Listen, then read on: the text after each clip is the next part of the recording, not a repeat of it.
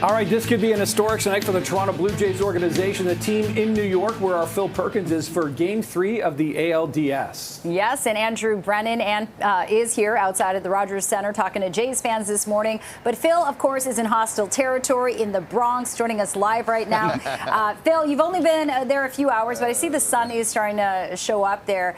The Jays have quite a challenge ahead of them in enemy territory. We know how Yankees fans can get, and this is quite a historic baseball town, so things are going to be different for them than they were this weekend when they clobbered the Yankees here at home. Yeah, they're going to try. Jen and Nick, good morning, everybody. Good morning, Blue Jays fans, and maybe the one Yankee fan who now knows the CP24, as we just chatted with.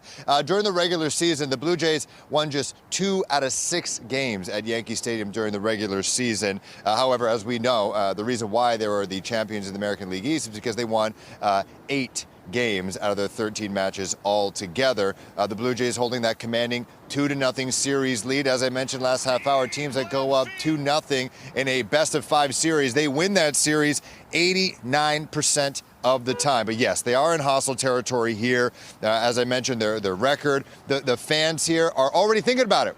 We were at a coffee shop this morning. We were talking to MTA staff, people who work with the trains here, and they're talking about how they're a little bit nervous.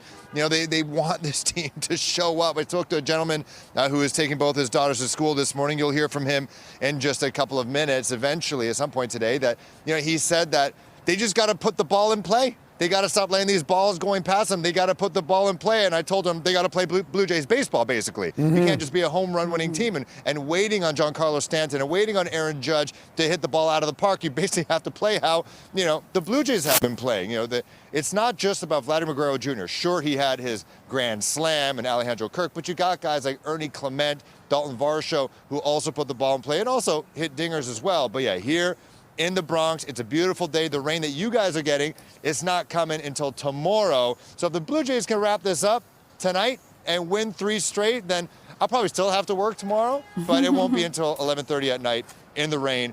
That'd be great. And also our heckle count, we've been here for about 40 minutes. It's up to 4 now. They've been very nice. Phil, I can tell you from experience, you know, when you do go into those other cities, and like you said, nobody necessarily in the Bronx or maybe ones or twos actually know what CP24 is. They will Google it, they will search it, they will find out where you're from, and that's when they come after you. I can guarantee someone will say, I didn't recognize it. They'll come back. Yeah, exactly.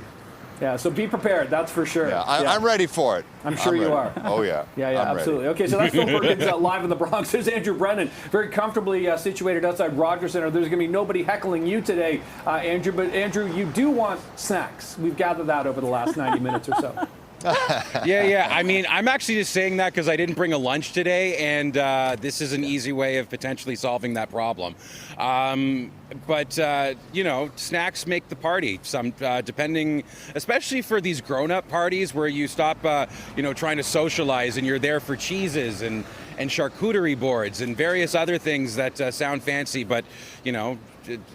It's just food. So ultimately, if someone has good food on offer, can they let us know? Because we would like to know where to send our reporters this evening. Because Phil may be in hostile territory, but I want the hometown crowds around this city and our country to be able to, you know, celebrate in style with some CP24 reporters, maybe. So just a heads up, by the way, if you got a place to let us know about, please do at now@cp24.com. Again, now, like, you know, I'm talking to you right now at cp24.com.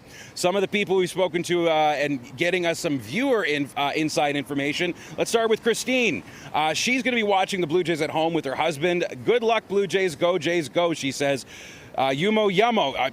First of all, that is an excellent name, especially on point for my diatribes for this morning. But Yumo or Yummo says that staying in, they will be with a pile of ketchup chips, very Canadian, good for you, butter tarts, and Moosehead Beer, Canada's largest independent brewer, to watch 2 countries battle it out. Go, Jays, go. And Corey says he thinks he's going to be going to a watch party, it looks like, with some friends off of St. Clair, and that is a good place to have a little barbecue, especially if you're looking for Portuguese barbecue.